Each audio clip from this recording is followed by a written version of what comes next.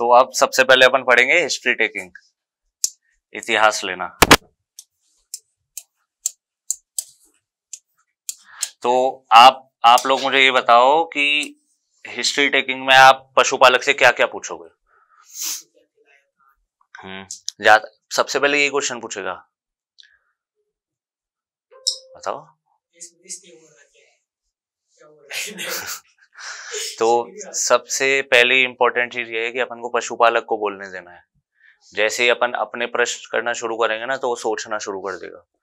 ठीक है, सबसे पहले ओनर जैसे ही आए ना उसको बोलने दो, जो बोल रहा है बोलने दो, चुपचाप सुनते रहो, कुछ मत सुनो उसकी, उसको बोलने दो। फिर एक बार वो रुक जाए ना फिर उससे क्वेश्चन करना शुरू करो। यही अपने 5 क्वेश्चन डिसाइडेड रखो पहले से ही। सबसे पहला क्वेश्चन क्या पूछोगे कि क्या दिक्कत है इसको, ठीक है, कब से दिक्कत है। अब वो बताएगा, वो घुमाने की कोशिश करेगा, तो सबसे पहले तुम लोग उसको घुमाना शुरू करो। 5 चीजें लगातार पूछते जाओ कि क्या दिक्कत है, कब से हो रहा है, बाथरूम नॉर्मल कर रहा है, पेशाब नॉर्मल कर रहा है नहीं कर रहा, पॉटी नॉर्मल कर रहा है, मींग नहीं कर रहा है नहीं कर रहा, गोबर कर रहा है कि नहीं कर रहा। ठीक है, उसके बाद फिर तुम पूछो उससे, वापस पहले क्वेश्चन पे आ जाओ, अब बताओ कब से दिक्कत है इसको। तो क्या उसको सोचने का टाइम कम मिलेगा, जितना तुम उसको घुमाओगे ना उतना वो कम सोच पाएगा और सच्चाई सच्चाई बताएगा। और जैसे ही तुमने उसको सोचने का मौका दे दिया तो फिर वो नहीं बताएगा। तो सबसे पहले अपन को आते ही उससे पूछना है बीमारी, क्या बीमारी हुई है उसको, जिसको अपन बोलेंगे प्रीवियस, यानी कि अभी की मेडिकल हिस्ट्री क्या है। तो अपन उसको लिख देंगे क्लिनिकल डिजीज, यानी कि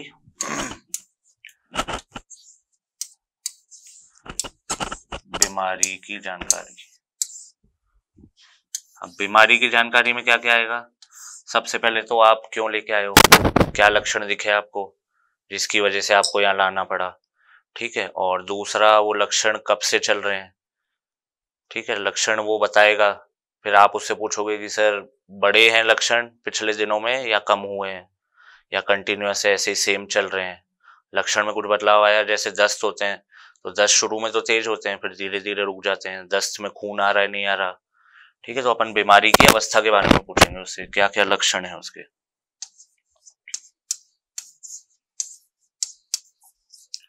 ठीक है, उसमें आ जाएगा लक्षण, उनकी अवधि। ठीक है, अवधि के बाद आ जाएगा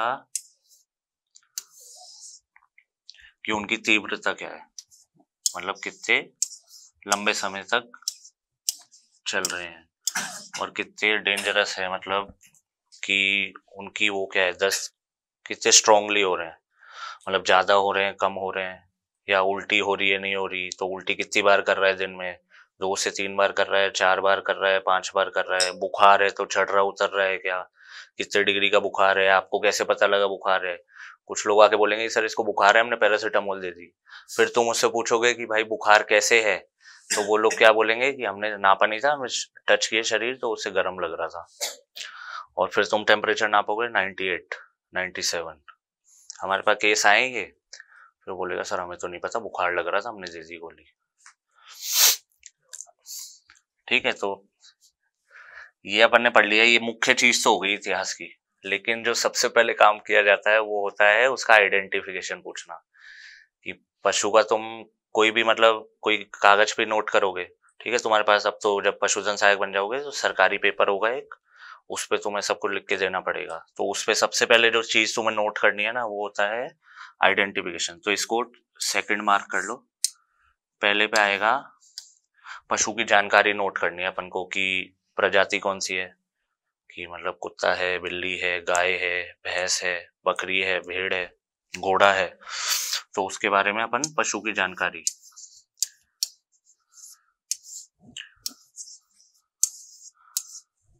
अब पशु की जानकारी में क्या आ जाएगा, सबसे पहले तो प्रजाति आ जाएगी। प्रजाति के बाद तुम उसका नोट करोगे कि लिंग कौन सा है, मेल है फीमेल है। उसके बाद आ जाएगी उम्र क्या है। उम्र के बाद आ जाएगा अपना कि भाई उसका टैग नंबर क्या है, आइडेंटिफिकेशन नंबर क्या है। टैग नंबर सबसे इंपॉर्टेंट है, तुम फील्ड में जाओगे ना तो सारा काम टैग के बेसिस पे ही होता है। अगर तुम्हारा काम ये रहेगा कि टैग पूरा करना है, टारगेट आता है अपने पास, जो टैग लगाने का काम होता है ना, तो वो हर पशु को टैग होना चाहिए तुम्हारे एरिया में, जिससे आइडेंटिफिकेशन ईजी हो जाए। अगर वो काम तुम नहीं किए तो फील्ड में बहुत डांट पड़ती है भाई, शुरू से लेके नीचे से लेके ऊपर तक सबको कलेक्टर खड़ा कर देता है एक लाइन में। तो पशु की जानकारी में अपन सबसे पहले आएगा प्रजाति। ये अभी तुम्हें स्टार्टिंग में थोड़ा बोरिंग लग रहा होगा, पर ये बेसिक चीजें हैं सारी। इसी के बाद तुम जो बड़े बड़े काम है ना, डायग्नोसिस करना, निदान करना, ट्रीटमेंट करना, ये सब करोगे। ये हो गया उम्र, प्रजाति हो गया, लिंग हो गया, उम्र हो गई, और उसका टैग नंबर।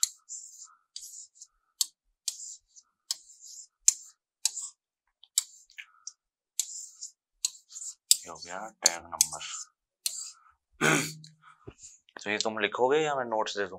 नोट समझ आ रहे हैं?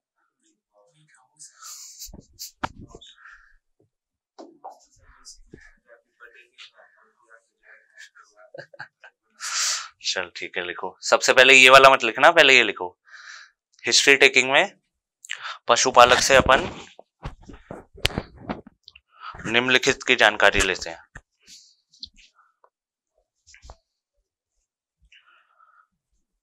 अब नंबरिंग कर लो। सबसे पहले पशु की जानकारी। पशु की जानकारी में आ जाएगा उसकी प्रजाति, लिंग, उम्र, उसका टैग नंबर। अब उसके बाद आता है सेकंड पे क्लिनिकल डिजीज।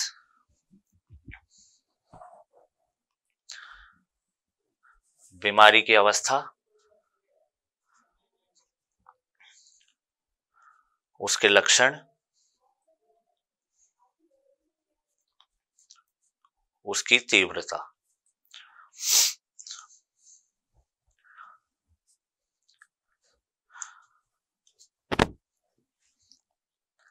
लिख लिया? अब इसके बाद आता है तीसरे नंबर पे, अपन ने उससे अभी की बीमारी का तो पूछ लिया। अब क्या यही दिक्कत उसको पहले भी हुई है? पास्ट इलनेस के बारे में पूछेंगे कि ये बीमारी उसको पहले हुई है या नहीं हुई, या इससे मिलती जुलती कोई बीमारी हुई हो। ठीक है, तो उसका आएगा अपने पास्ट इलनेस, पास्ट डिजीज।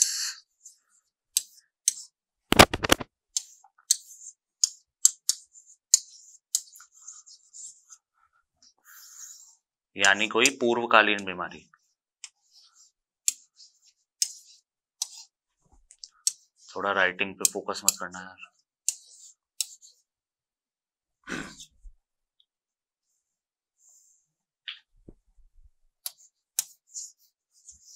पूर्वकालीन बीमारी।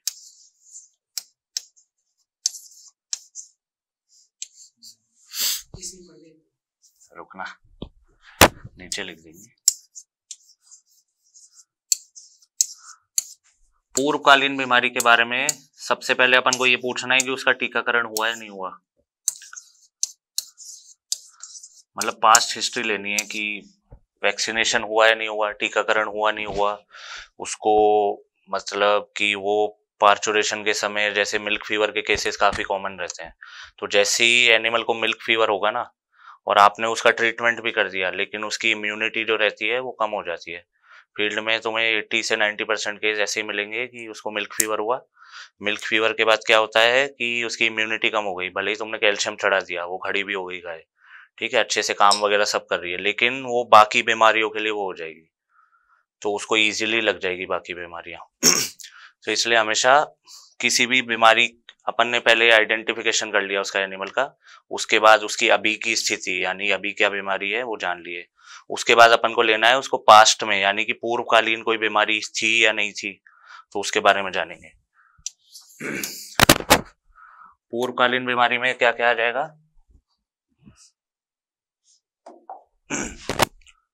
सबसे पहले टीकाकरण देखेंगे।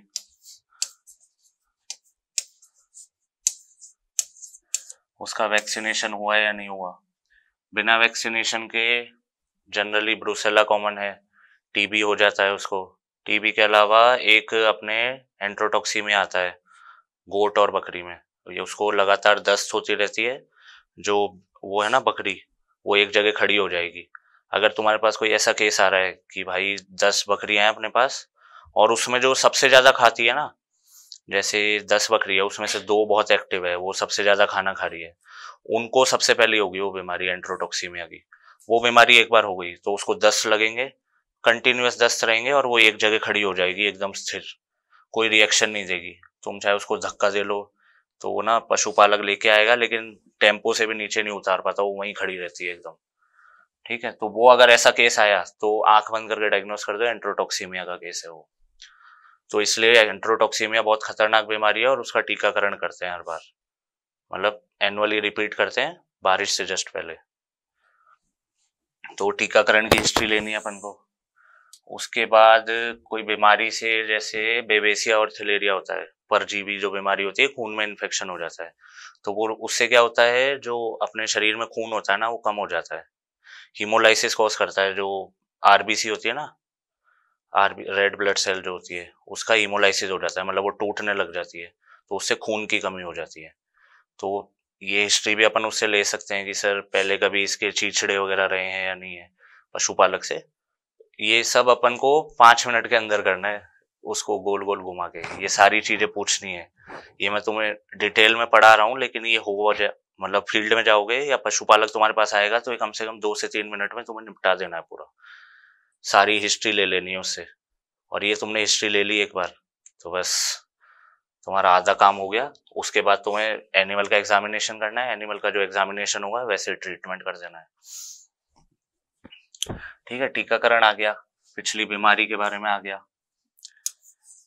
पिछली बीमारी में वही चीजें पूछेंगे कि भाई साहब इसको लक्षण क्या आए थे, कितने साल पहले हुआ था।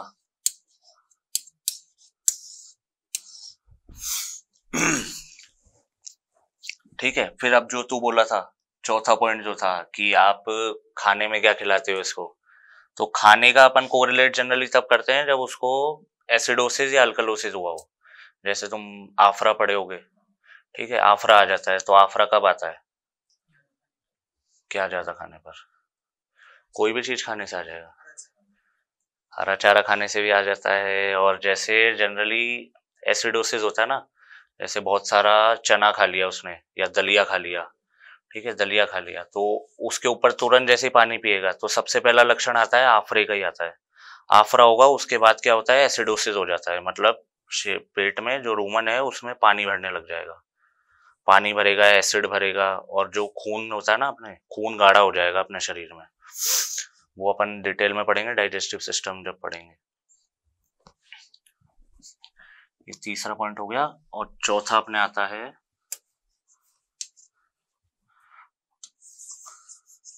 खान पान का।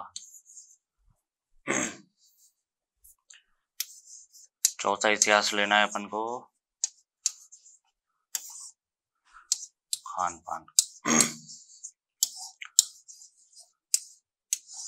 खान पान में अपन को सिर्फ उससे इतना ही जानना है कि आप इसको रेगुलरली क्या खिलाते हो, बाहर चढ़ने जाती है गाय को, आप चढ़ने भेजते हो या यहीं पे चारा लाके घर में ही खिलाते हो, सूखा चारा खिलाते हो, हरा चारा खिलाते हो, दाना खिलाते हो या दाना नहीं खिलाते हो। जनरली 90% केस में दाना नहीं खिलाते हैं वो लोग, तभी खिलाते हैं जब दूध दे रही होती है या मतलब प्रेग्नेंट होती है। ठीक है, तो खान पान में आ जाएगा क्या खिलाते हैं, दाना खिला रहे हैं, चारा खिला रहे हैं, पानी दिन में कितनी बार पीती है, चढ़ने कहाँ जाती है।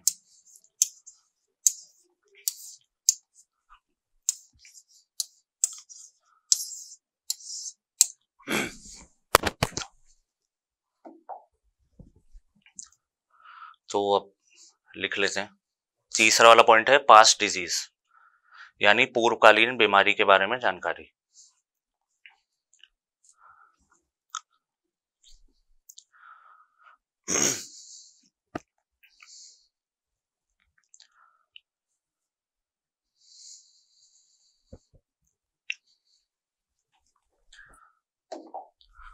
पूर्वकालीन बीमारी में सबसे मुख्य बिंदु होता है पशुपालक से अपने पशु के टीकाकरण की जानकारी।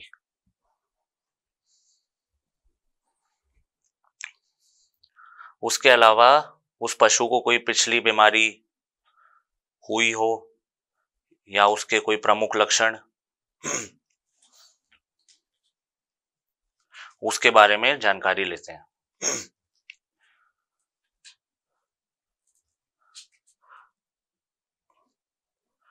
चौथा पॉइंट है खान पान के बारे में जानकारी। लिख लिया? बड़े तेज हो रहे हो। तुम लोगों को क्या लगता है अपनी मेडिसिन कितने क्लासेस में पूरी हो जाएगी?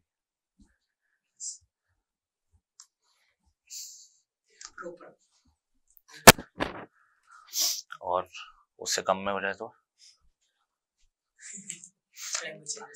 5 क्लास में करा दूं?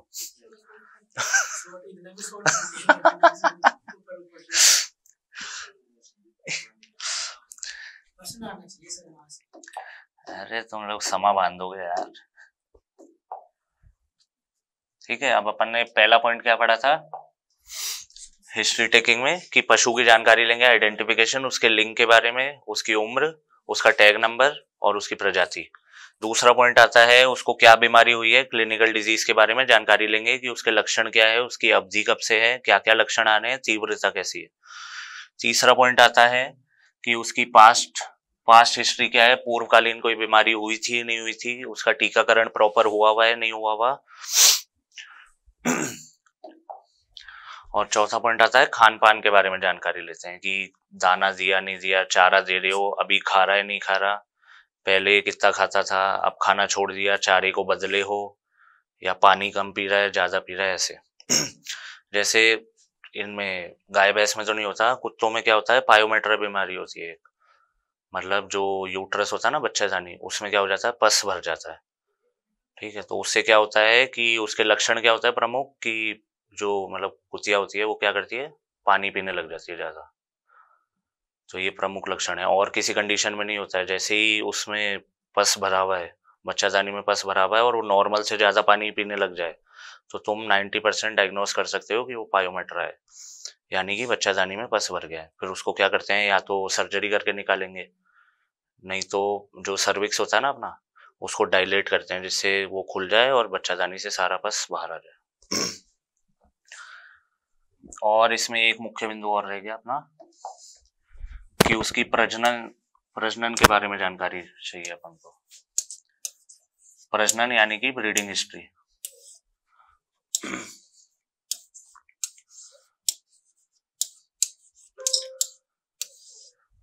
ये जनरली हिस्ट्री गायनी में ली जाती है, गायनेकोलॉजी जो ट्रीटमेंट करते हैं, लेकिन अपने भी ये कई काम का होता है क्योंकि अपनी 60% जो मेडिसिन होती है, जैसे पेट के कीड़े की जो दवाई आती है उसमें एल्बेंडाजोल भी आती है, फेनबेंडाजोल भी आती है।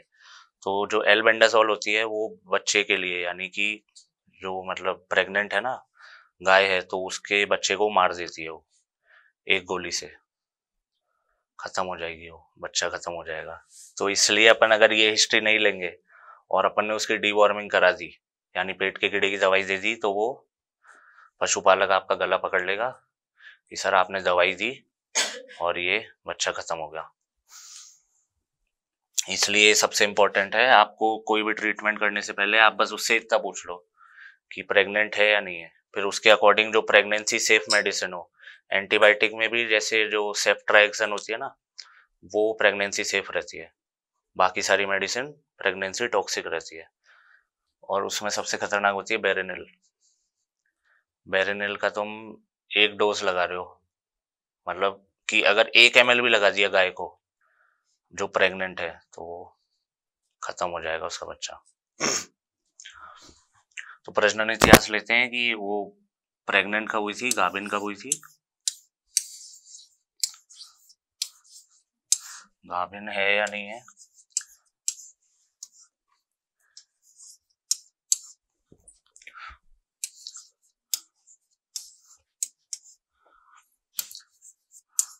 और दूसरा इसी में लिख सकते हैं अपन, इससे रिलेटेड है क्योंकि अगर प्रेग्नेंट होगी तभी दूध देने लगेगी वो, है ना, तो इसमें लिख सकते हो दूध दे रही है या नहीं दे रही है।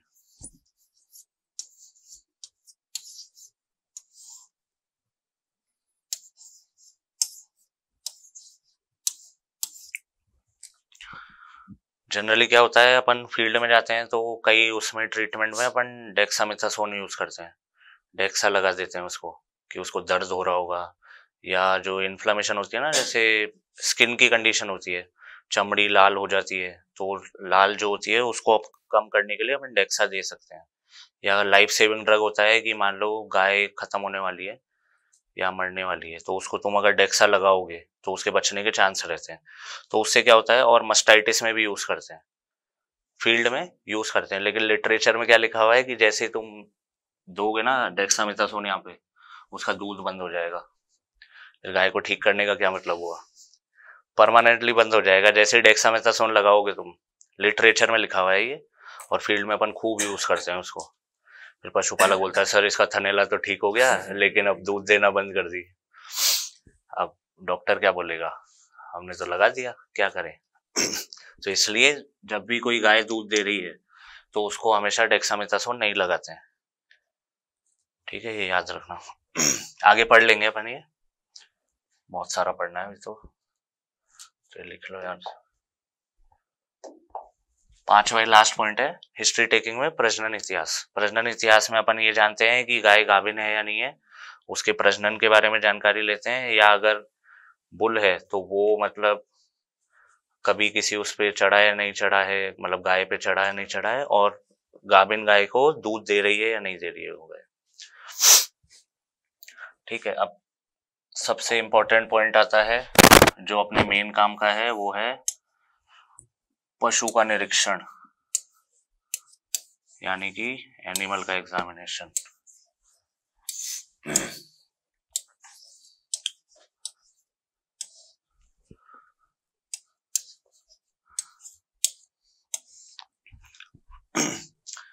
इसमें तुम्हें 5 मुख्य बिंदु बता देता हूं।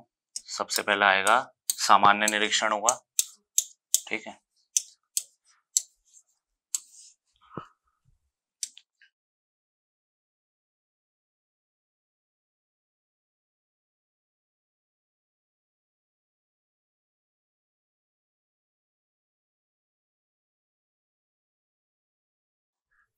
सामान्य निरीक्षण होगा पहले। यही तो सरप्राइज है तुम्हारे लिए, तुम 70 क्वेश्चन आगे हो गए लोगों से।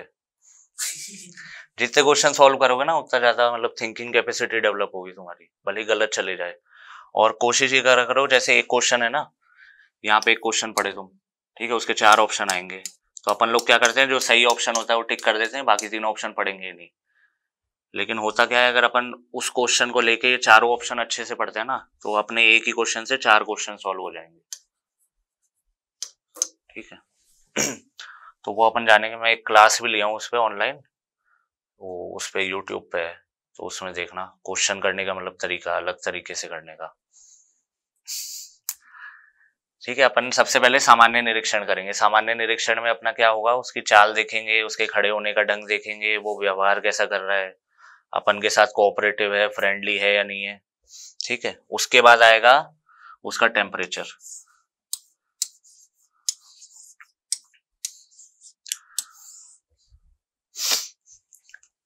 तापमान के बाद आएगा श्वास दर, यानी कि ब्रीदिंग रेट,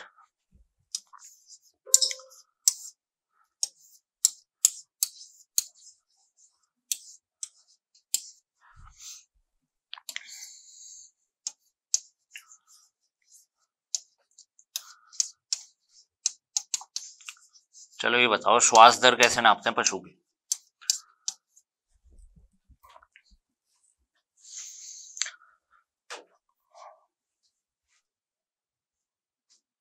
बताओ भाई, इतना सिंपल सी चीज है, सांस देख रहे हैं अपन, कैसे देखेंगे, सांस कहां से आएगी, नाक पे अपने उंगली लगा, फील हो रहा है हवा बाहर आती हुई, ऐसे नापते हैं। उसके नथुनों के आगे या तो ये पूरी मुट्ठी रख लो, ठीक है, या एक हाथ रख लो ऐसे।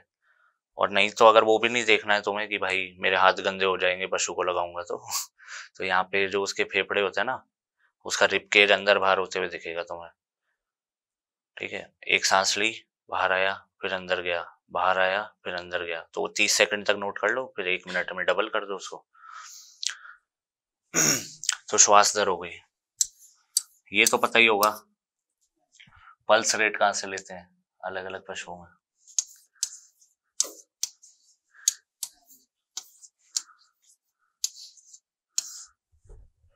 ठीक है, 4 चीजें हो गई और एक और होता है, एक चीज और होती है, इतना ही होता है? अपन इतना ही देखते हैं पशु में, और भी देखते हैं या नहीं देखते? देखते हैं, नहीं देखेंगे इसके अलावा? अच्छा, एक चीज और होती है भाई उसकी, वो भी तो देखोगे, कंजक्टिवा। आंखों के बीच में जो झिल्ली होती है, यहाँ से चेक करते हैं म्यूकस मेम्ब्रेन जो होता है, लाल हो रहा है या सफेद हो रहा है एकदम, उसको कंजक्टिवा लिख लो, या तो ये भी लिख सकते हो। वैसे तो उसको हिंदी में झिल्ली ही बोलते हैं, आंखों की झिल्ली।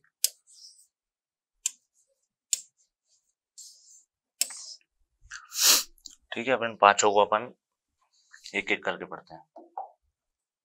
लिख लिया क्या तुमने ये? ठीक है, सबसे पहले आएगा सामान्य निरीक्षण।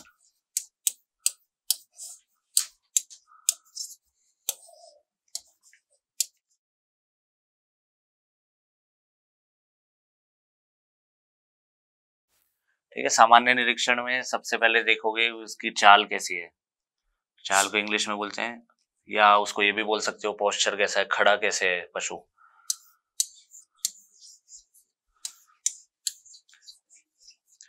इसकी बकायदा हम जब पढ़ते थे तो हमारे लिए 2 से 3 क्लास केवल इसी टॉपिक पे होती थी, लेकिन तुम लोगों के पेपर में नहीं आएगा ये, तो इतना डिटेल में पढ़ने की जरूरत नहीं है, क्योंकि उसका पोस्चर किस तरीके से खड़ा है उसके बेसिस पे भी अपन बीमारी का बता सकते हैं, सिर्फ देख के कि क्या बीमारी हुई है उसको। ठीक है, पोस्चर हो गया, यानी पशु खड़ा कैसे है, साथ साथ ही लिखते जाओ। ठीक है, दूसरा आता है उसकी चाल कैसी है। चाल यानी कि इंग्लिश में बोलते हैं गेट, कि लंगड़ा के चल रहा है, सीधा चल रहा है, या कई बार क्या होता है, जैसे एक बीमारी होती है ट्रिपेनोसोम, जिसको हिंदी में बवरना बोलते हैं। ट्रिपेनोसोम बॉडी के अंदर जाता है, वही होता है, परजीवी होता है वो, प्रोटोजोआ। ब्लड में जैसे एंटर करेगा ना, तो पशु को क्या होता है, गोल गोल घूमने लग जाता है वो। ऐसे ही जो बकरी होती है, बकरी में क्या होता है, जो, अब यार इतना डिटेल में पढ़ाऊं कि नहीं पढ़ाऊं, एक सिस्ट होती है, मतलब वो जैसे दिमाग में जाएगी ना सिस्ट, तो वो क्या करेगी, बकरी गोल गोल घूमने लग जाएगी। नहीं, ऊपर मुंह नहीं करेगी, सिर्फ गोल गोल घूमेगी। तो अब तुम्हें वो डिफरेंशिएट करना आना चाहिए कि भाई गोल गोल किस वजह से घूम सकती है वो। और ऐसे ही जैसे लेड टॉक्सिसिटी होती है, लेड आता है एक, लेड की जैसे ही शरीर में मात्रा बढ़ती है ना, तो उसमें भी वो गोल गोल घूमने लग जाती है। तो अपन को अंदाजा लगाना आना चाहिए कि उसकी चाल के बेसिस पे क्या क्या बीमारियां उसको हो सकती है। ये तुम्हें पढ़ने की जरूरत नहीं है, नहीं आएगा पेपर में। ये केवल अपन क्योंकि एक सीक्वेंस में पढ़ रहे हैं इसलिए मैं बता रहा हूँ मोटा मोटा। इसके बाद से जो चीजें शुरू होगी ना वो इम्पोर्टेंट है। और हिस्ट्री टेकिंग में अपन ने वो पढ़ ही लिया, एनेमनेसिस जो है वो पेपर में आएगा, क्वेश्चन आ सकता है, मतलब ऐसे तो मैं पेपर ही बता दूं। सामान्य निरीक्षण में पोस्चर पोस्चर देखेंगे वो खड़ा कैसे है, चाल देखेंगे कि वो उसकी चाल कैसी है, लंगड़ा के चल रहा है या गोल गोल घूम रहा है। उसके बाद देखेंगे उसका बिहेवियर कैसा है, बर्ताव कैसा है। रेबीज एक बीमारी होती है, उसमें क्या हो जाता है, वो अग्रेसिव हो जाता है। तुम्हें जानवर दिखेगा एकदम, आंखें उसकी लाल हो जाएगी गाय की, ठीक है, और घूरती दिखेगी तुम्हें, जैसे ही तुम पास जाओगे ना जोर जोर से चिल्लाने लगेगी वो। तो वो देखते ही तुम्हें पहचान जाना है कि उसको रेबीज हुआ है। और एक चीज और होती है रेबीज में, कि जो गाय होती है ना, वो जैसे कुत्ते को कभी बाथरूम करते हुए देखे हो, पेशाब करते हुए, उसी पोस्चर में वो बाथरूम करेगी। अगर वैसे कर रही है तो कंफर्म है रेबीज है, तुम्हें उसके पास नहीं जाना है, दूर हो जाओ उससे, उसका इलाज नहीं करना है। ठीक है, और पशुपालक को भी बता देना है कि सर ये रेबीज हुआ है, आपको खास ध्यान रखना है, इसको कलिंग कर दो, मतलब अपने बाड़े से बाहर हटा दो। बर्ताव यानी उसका बिहेवियर देखना है।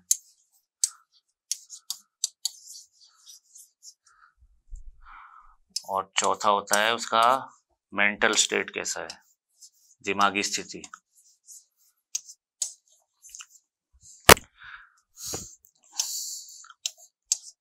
कीटोसिस नाम सुने हो तुम लोग? कब होता है वो बीमारी?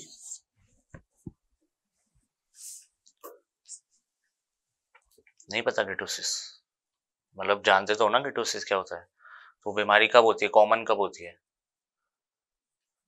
कीटोसिस होता क्या है, एक जना बता दो कोई।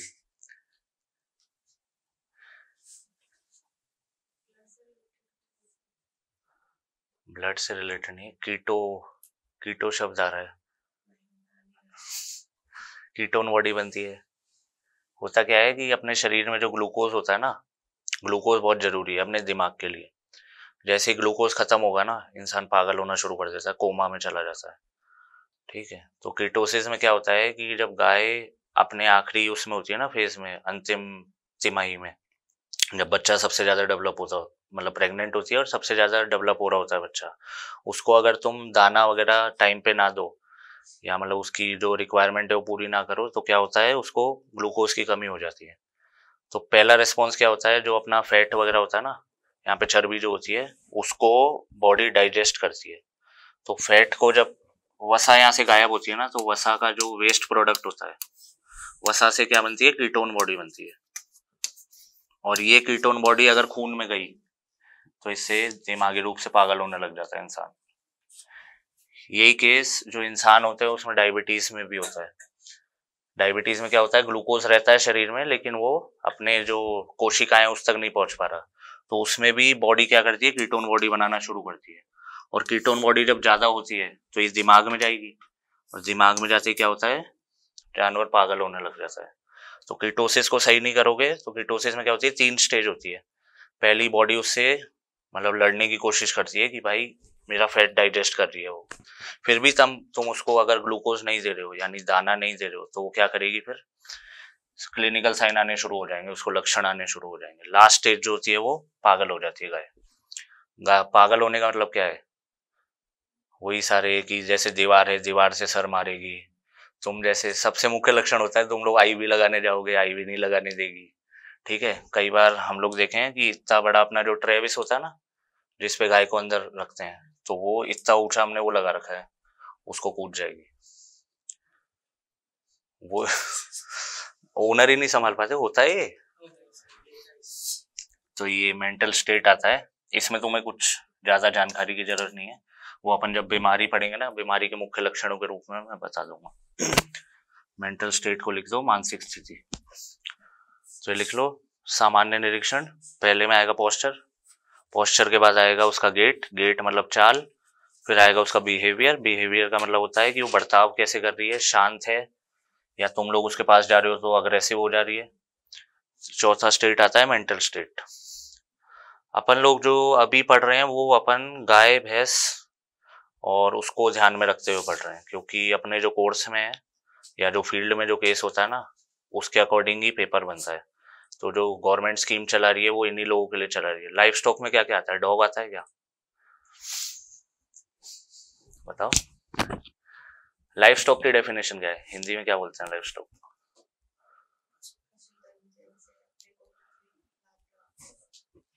तो लाइफ स्टॉक में डॉग आएगा?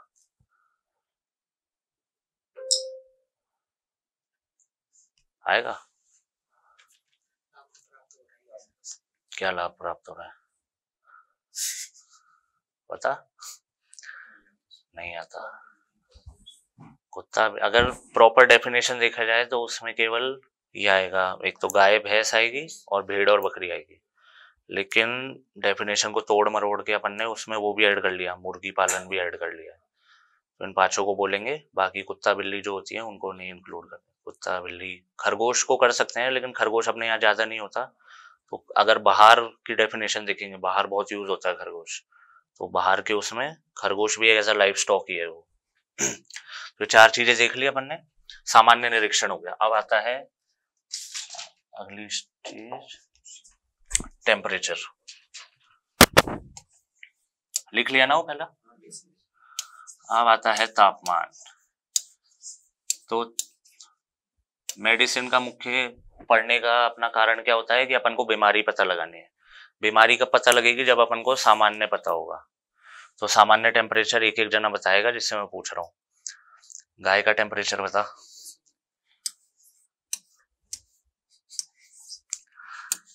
कभी भी टेम्परेचर बताते हैं ना तो हमेशा एक तो फ़ारेनहाइट डालेंगे, ठीक है, और दूसरी बात ये होता है हमेशा रेंज बतानी होती है। तो एग्जैक्ट कैसे बता देगा कि गाय का टेम्परेचर यही होगा, क्योंकि अलग अलग जानवरों में अलग अलग होता है वो, ठीक है। तो गाय का टेम्परेचर होता है अपने 101 से 101.5 डिग्री सेल्सियस। अब भैंस का बताओ। भैंस का ज्यादा होता है कम होता है बताओ, पक्का? तुम दोनों क्या बोलते हो, पक्का?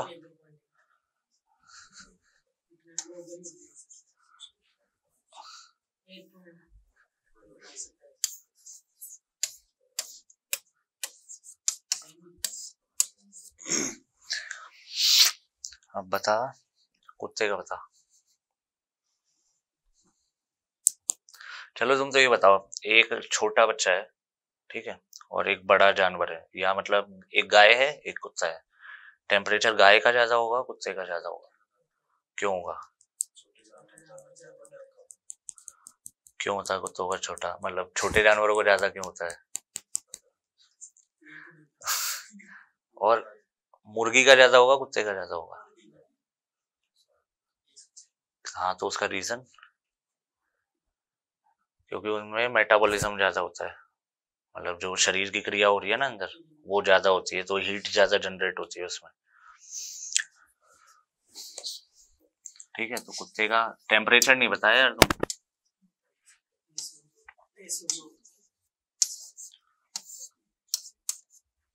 बकरी का 101। इसको तुम 102 ले सकते हो, 103 तक चले जाओ, कोई दिक्कत नहीं है। ये तुम्हें अलग अलग उसमें अलग अलग डेटा मिलेगा, ठीक है।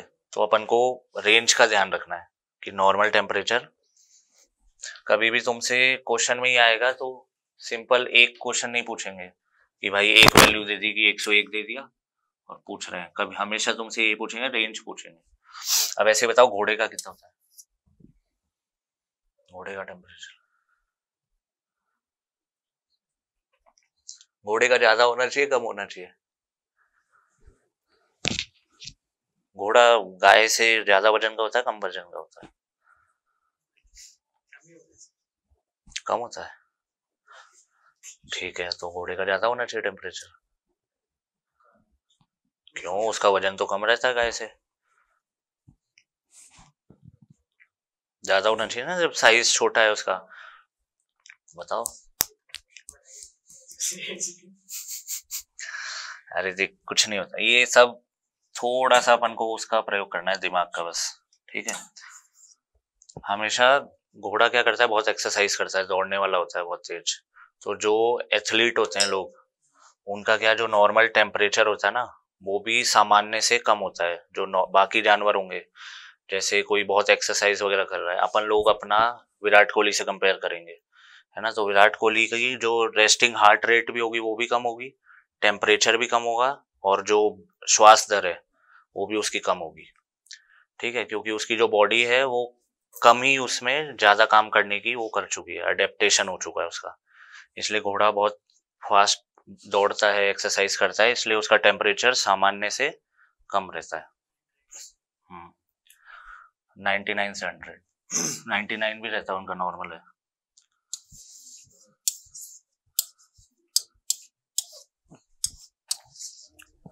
ये मैं तुम लोगों को होमवर्क में देने वाला हूँ। ऊंट और जो हाथी है उसका तुम तीनों चीजें लिख के लाओगे, एक तो टेम्परेचर, एक उसकी जो हार्ट रेट होती है यानी पल्स रेट। अब ढूंढो तुम लोग।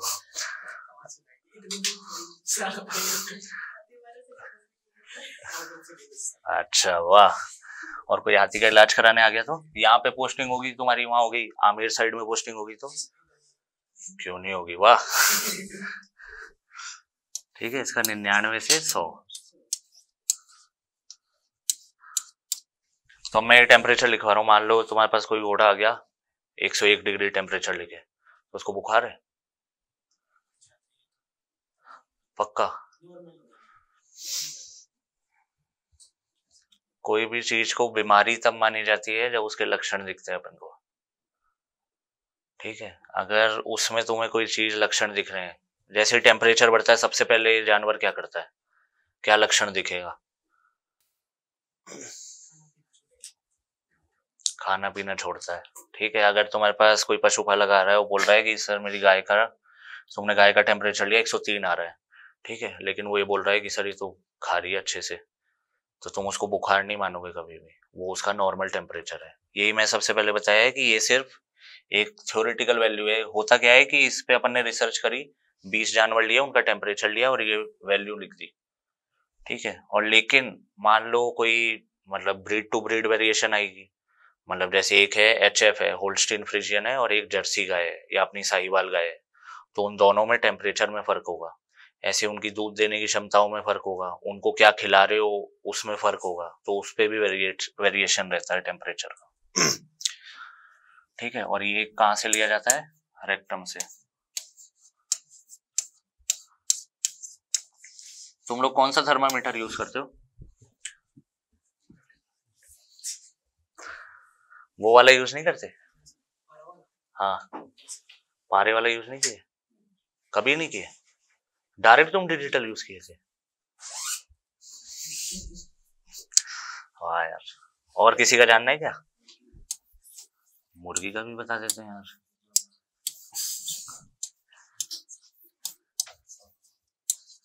चल पहले ये बताओ, भेड़ बकरी का कितना होता है?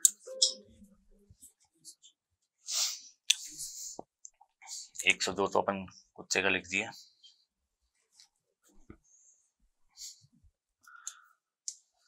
103 से ये 104 तक भी जाता है, ठीक है। ये डिग्री फ़ारेनहाइट है, ठीक है। ये तापमान हो गया। अब इसमें अपन को 3 चीजें पढ़नी है, 3 टर्म मैं पहले भी पढ़ाया था, तुम्हारे लिए रिपीट हो जाएगा मतलब क्लास का, ठीक है। तुम लोग बताओगे, ठीक है। अच्छा 1 मिनट ना। अच्छा, मुर्गी का होता है, तुम ही लोग बता दो। 108 तक भी जाता है। अपन को हमेशा रेंज लिखनी है, इसमें क्या सेफ हो जाते हैं अपन, ठीक है। मुर्गी का टेम्परेचर पढ़ लिया अपन ने। अब ये आती है टेम्परेचर ऊपर नीचे होता है, तो उन कंडीशन को अपन क्या क्या बोलते हैं। मान लो टेम्परेचर ऊपर हो गया, तो जो पहले पढ़ाया था हाइपरथर्मिया, फीवर और हाइपोथर्मिया, ये 3 चीजें होती है, ठीक है। तो पहला अपन ने पढ़ा हाइपोथर्मिया।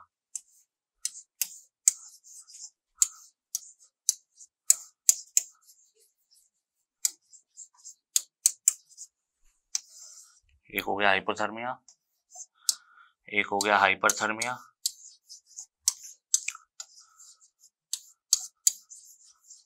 एक हो गया फीवर।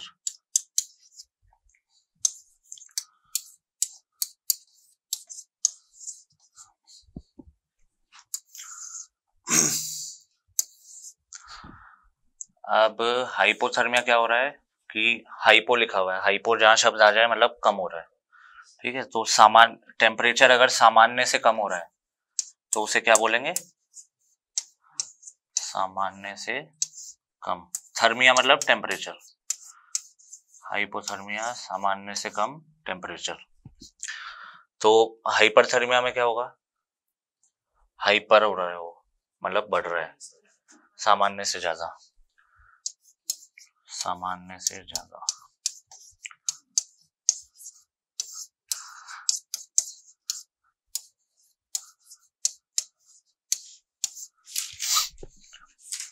और तीसरा है फीवर। फीवर में क्या होगा? तो अपन अलग अलग क्यों पढ़ रहे हैं? हाइपरथर्मिया बोल देते उसको, तो ये भी तो सामान्य से अधिक है। अच्छा, अधिक और ज्यादा में फर्क होता है? मत पढ़ भाई, इतना मत पढ़।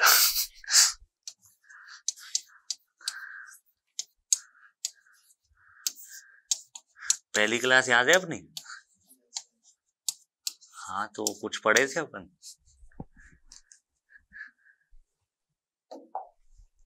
पहले लिख लो, तीनों में लिख लिया सामान्य से, इसमें सामान्य से कम और इन दोनों में सामान्य से ज्यादा।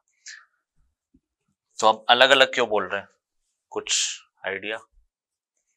एक ही टर्म बोल देते, मैं इसको इधर लिख देता, अलग अलग क्यों लिखा हूं?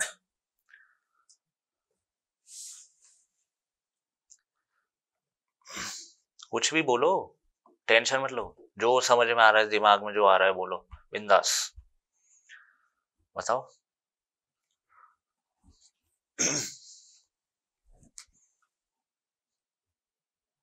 नहीं, कुछ नहीं बोलते नहीं हो यार तुम लोग। हाँ देखो, अपने ये ब्रेन है, ब्रेन बनाया था हमें, याद आया? मतलब ये दिमाग है अपना। दिमाग में एक सेंटर होता है जो तापमान को नियंत्रित करता है, उसको क्या बोलते हैं इंग्लिश में? थर्मोरेगुलेटरी बोलते हैं, पर अपन को इतना ध्यान नहीं रखना है, इसको मैं TRC लिख रहा हूँ, ठीक है? हिंदी में मान लो तापमान नियंत्रित करता है, ठीक है? तो जो मैं तुम्हें नॉर्मल टेम्परेचर बताया ना, सामान्य टेम्परेचर जो होता है, वो यहीं से डिसाइड होता है, थर्मोरेगुलेटरी सेंटर से। मान लो कि जो तापमान है इसने ये डिसाइड कर रखा है, गाय का टेम्परेचर होगा कितना बताया? 101 से 102, इसने पहले से डिसाइड कर रखा है। अब जैसे ही अपना तापमान इससे बढ़ेगा ना, तो ये क्या करेगा, या कम भी हो सकता है, जैसे ये कम होगा या बढ़ेगा तो ये क्या कोशिश करता है कि इसी तापमान पे वापस लाए। तो जैसे ही अपना तापमान बढ़ गया, मान लो 104 हो गया, तो जानवर क्या करने लगेगा, हाफने लगेगा, जिससे जो हीट है वो बाहर जाए, ठीक है? तो वो टेम्परेचर कम हो जाएगा वापस। ऐसे ही अगर टेम्परेचर कम हो गया तो जानवर क्या करेगा, कांपने लगेगा। अपन को सर्दी लगती है तो अपन कांपते हैं, जिससे हीट प्रोड्यूस हो बॉडी के अंदर ही, और ये टेम्परेचर वापस, ठीक है, ये मेंटेन करता है। अब हाइपरथर्मिया में क्या होता है कि हाइपरथर्मिया में भी टेम्परेचर बढ़ रहा है, तो हाइपरथर्मिया में मान लो 104 डिग्री हो गया, उसका क्या कारण होता है मैं बताऊंगा, ठीक है? 104 डिग्री टेम्परेचर हो गया तो उसमें होगा कि इस चीज को वो अफेक्ट नहीं किया, हाइपरथर्मिया में टेम्परेचर जरूर बढ़ गया, लेकिन जो हाइपोथैलेमस है ना, ये जो सेंटर है, इसने यही मान रखा है कि अपना टेम्परेचर यही है, तो बॉडी क्या करेगी, इसको कम करने के लिए हाफना शुरू कर देगी, ठीक है? तो अब ये टेम्परेचर जैसे ही हाफना शुरू करेगा, थोड़े टाइम बाद ये वापस इस पे आ जाएगा। किस केस में? हाइपरथर्मिया के केस में।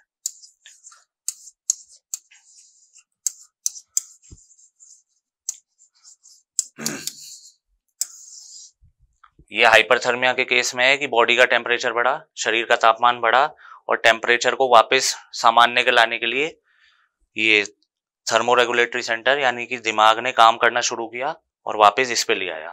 अब वो किसी भी रूप में कर सकता है, हाफना, पसीना आना, ठीक है? अब दूसरी चीज होती है फीवर, इसको नेक्स्ट करो। एक होता है फीवर। फीवर में क्या होता है, जो तापमान बढ़ गया, मान लो इसमें भी 104 हो गया, ठीक है? लेकिन इसमें क्या होगा कि जो ये वाला तापमान है ना, ये जो ब्रेन मान रखा है, हाइपोथैलेमस मान रखा है, ये 104 मान लिया उसमें, इसमें ये चीज अफेक्ट हो गई, थर्मोरेगुलेटरी सेंटर। मतलब 104 है, तो जो हाइपोथैलेमस है यानी दिमागी मान लो तुम, तो ये ब्रेन है, इसका जो मतलब जो अपना शरीर मान रहा है ना अपना टेम्परेचर, अब 101 102 ना मान के क्या मान रहा है, 104 मान रहा है, तो उसे फीवर बोलते हैं। तो अब क्या अपन ने जब अपने शरीर का तापमान ही 104 मान लिया, तो क्या कुछ होगा, वो हाफना शुरू करेगा? नहीं करेगा ना, हाफेगा ही नहीं, पसीना नहीं निकालेगा, क्योंकि शरीर तो पहले ही मान चुका है कि 104 डिग्री बुखार हो गया उसको, ठीक है? तो इसलिए फीवर और हाइपरथर्मिया में ये फर्क होता है कि जो हाइपोथर्मिया है ना, हाइपरथर्मिया जो है वो कभी भी ब्रेन को अफेक्ट नहीं करता, मतलब इस वाले सेंटर को अफेक्ट नहीं करता, थर्मोरेगुलेटरी जो सेंटर होता है, यानी कि जो शरीर का नॉर्मल तापमान है ना, उसको कभी भी छेड़ेगा नहीं वो, और एनिमल उसको थोड़ी देर मतलब एडजस्ट करके या तो हाफेगा, पसीने निकाल के वापस नॉर्मल पे ले आएगा थोड़े टाइम बाद, बिना किसी दवाई के, बिना किसी इलाज के, ठीक है? वहीं अगर उसको बुखार होगा तो बुखार में क्या होगा, जो एनिमल है ना उसने अपना टेम्परेचर ही ये मान लिया 104 डिग्री, ब्रेन को अफेक्ट हो गया है, जो टीआरसी है ये बुखार में अफेक्ट हो गया। अब जैसे ही उसका टेम्परेचर इतना हो गया तो अब वो ना हाफना शुरू करेगा ना पसीना आएगा, तो क्या करेंगे अपन को इस दवाई दे के कम करना पड़ेगा। अब तुम लोग कैसे पता लगाओगे कि भाई उसको हाइपरथर्मिया हुआ है या बुखार हुआ है? टेम्परेचर तो सेम है ना, बताया तो, यही तो मेन चीज है इसमें। अब ओनर इतना, पशुपालक इतना ध्यान से थोड़ी रखेगा उसको कि भाई पसीना आ रहा है नहीं आ रहा, हाफ रहा है नहीं हाफ रहा। सिंपल सी चीज है, जब भी कोई पशु को लेके आएगा ना, जैसे मान लो धूप से लेके आया, अब तुमने तुरंत टेम्परेचर ले लिया तो वो ज्यादा ही आएगा। और तुम डिफरेंशिएट कब कर पाओगे, अलग अलग कैसे करोगे, तुम उसको 15 से 20 मिनट रुके रहने दो, आराम करने दो। जैसे ही आराम करेगा तो अगर हाइपरथर्मिया होगा तो बॉडी क्या करेगी, 104 से 102 पे लाने की कोशिश करेगी। कैसे? हाफने से, पसीना आने से। तो वो धीरे धीरे कम होने लगेगा अपने आप, ठीक है। लेकिन अगर फीवर होगा तो 20 मिनट बाद भी उतना ही तापमान होगा उसका, 104 डिग्री, ठीक है। और दूसरा ये इसको अफेक्ट कैसे करेगा, ब्रेन को, मतलब ब्रेन में जाने के लिए कुछ तो चाहिए ना, या तो बैक्टीरिया होगा। ये जनरली किससे होता है, किसी इन्फेक्शियस डिजीज में होता है, संक्रामक बीमारी में, यानी कि कोई वायरस हो गया, बैक्टीरिया हो गया, या थिलेरिया हो गया, बेबेसिया हो गया, ठीक है। तो या तो जीवाणु हो जाएगा यानी कि बैक्टीरिया, या विषाणु हो जाएगा वायरस, या हो जाएगा अपने क्या प्रोटोजोआ बोलते हैं, या हिंदी में परजीवी बोलते हैं उसको, ठीक है। परजीवी में भी सबसे मुख्य कौन सा होता है, थिलेरिया और बेबेसिया, जो गाय और भैंस में पाया जाता है, दो मुख्य ही पाए जाते हैं। ये लोग क्या रिलीज करते हैं, ये खून में गए, ठीक है, खून में आ गए ये, तो यहाँ पे आते ही रिलीज करते हैं पायरोजन।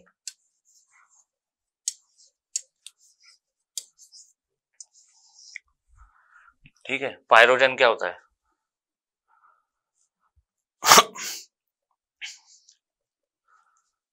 पायरो मतलब क्या होता है?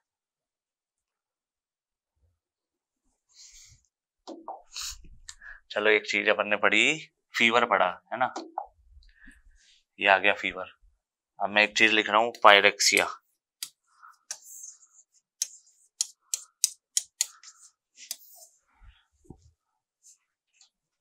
पायरेक्सिया क्या होता है?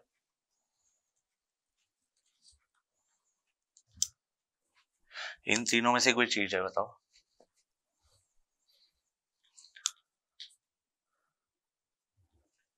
फीवर को ही बोलते हैं पायरेक्सिया। पायर मतलब होता है टेम्परेचर बढ़ना, ठीक है। तो फीवर में टेम्परेचर बढ़ रहा है। अब तुम बोलोगे हाइपरथर्मिया को क्यों नहीं बोल रहे सर? हाइपरथर्मिया क्योंकि ये कंडीशन है, ठीक है, ये एक बीमारी है फीवर, ये जनरल कंडीशन है, अपन ने ऐसे नाम दे दिया इसको, ठीक है। तो पायर मतलब क्या होता है, टेम्परेचर बढ़ना, और पायरोजन, जन मतलब कोई भी पदार्थ, तो शरीर में कोई भी, यानी खून में ऐसा कोई भी पदार्थ जिससे टेम्परेचर बढ़ रहा है, यानी कि तापमान बढ़ रहा है, तो उसे क्या बोलेंगे, पायरोजन। अब वो कोई भी रिलीज कर सकता है, किसी जीवाणु का भी हो सकता है। ये जब खून में आएगा तभी होगा फीवर, याद रखना। ये खून में नहीं आएगा, जैसे रेबीज का जो वायरस होता है वो खून में नहीं आता, वो नसों से ही जाता है ऊपर नीचे, तो उसमें कभी भी बुखार नहीं आएगा। जब भी ये खून में प्रवेश करेगा ना, ये पायरोजन खून में जाएगा तभी ये अफेक्ट कर सकता है, खून से होता हुआ इधर आएगा ये, ठीक है। और जैसे ये अफेक्ट हुआ, इसका टेम्परेचर चेंज हो गया, अपने शरीर का तापमान अपन ने मान लिया 104, और 104 मानते ही अपन को उसको दवाई देनी पड़ेगी तभी वो ठीक होगा, नहीं तो कभी ठीक नहीं होगा। वो दवाई कौन सी देंगे इसमें, वो क्या बोलते हैं उसको, मेलोनेक्स। मेलोनेक्स तो ब्रांड नेम है, मेलॉक्सिकैम देंगे उसमें, ठीक है। उसको मतलब, ठीक है, ये पायरोजन हो गया। पायरोजन अपने खून में गया, खून से उसने इसका अफेक्ट किया, यहाँ से टेम्परेचर चेंज हुआ, और फिर वो अपन उसको दवाई देनी पड़ेगी। अब मेलॉक्सिकैम भी दे सकते हैं, पैरासिटामोल भी दे सकते हैं, कुछ भी दे सकते हैं।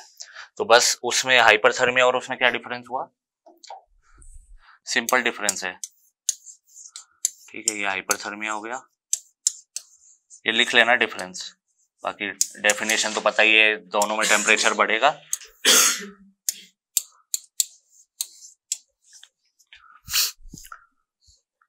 ठीक है, इसमें भी टेम्परेचर बढ़ रहा है, शॉर्ट में लिख रहा हूँ, टेम्परेचर बढ़ गया, इसमें भी बढ़ गया।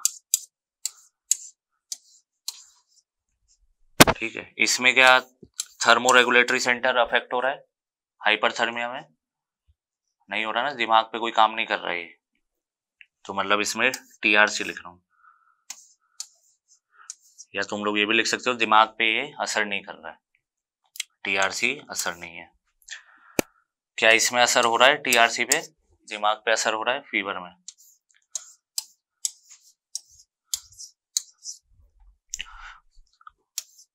और तीसरा बिंदु है, क्या ये अपने आप ठीक हो जाएगा हाइपरथर्मिया?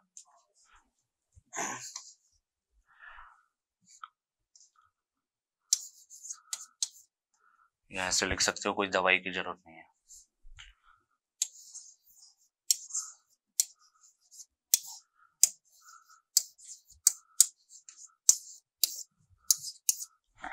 क्या ये अपने आप ठीक हो जाएगा बुखार? नहीं होगा ना, दवाई देनी पड़ेगी। अब वो कौन सी दवाई देते हैं वो अपन आगे पढ़ लेंगे अगली क्लास में, ठीक है। और एक फीवर में और लिख लो, ये पायरोजन की वजह से होता है।